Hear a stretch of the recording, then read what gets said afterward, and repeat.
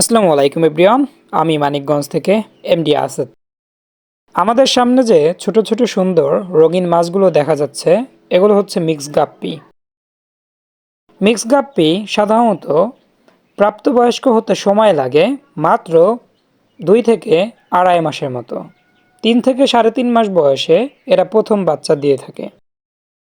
তখন বাচ্চার সংখ্যা হতে পারে 2 থেকে 10টি পর্যন্ত।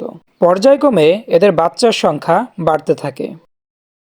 পর্যায়ক্রমে 40 থেকে 50টি পর্যন্ত একটি গাপ্পি মাছ পোনা দিতে পারে বা বাচ্চা দিতে পারে। এরা কিন্তু সরাসরি বাচ্চা দেয়। মিক্সড গাপ্পি ব্রিড করানো একদমই সহজ। প্রতি 20 দিন অন্তর অন্তর একটি স্ত্রী গাপ্পি 20 থেকে 50টি পর্যন্ত পোনা দিয়ে থাকে বা বাচ্চা দিয়ে থাকে। 4 থেকে 5 মাস আগে আমাদের যাত্রা শুরু মাত্র 7 পিস মিক্স গাপ্পি নিয়ে।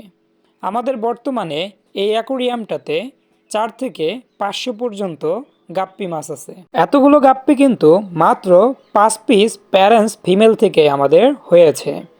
আরও কিছু সংখ্যক গাপ্পি মাছ আমরা এখান থেকে সেল করে দিয়েছি।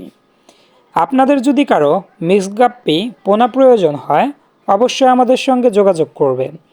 আমাদের location Ghior Manikganj Baniajuri bus stand.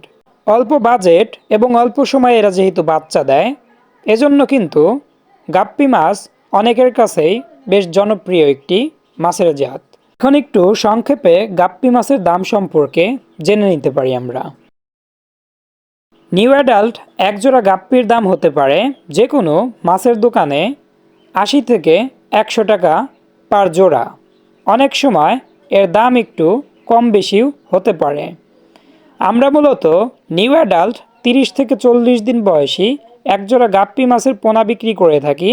Male female confirm হলে মাত্র 50 থেকে 60 টাকা জোড়া।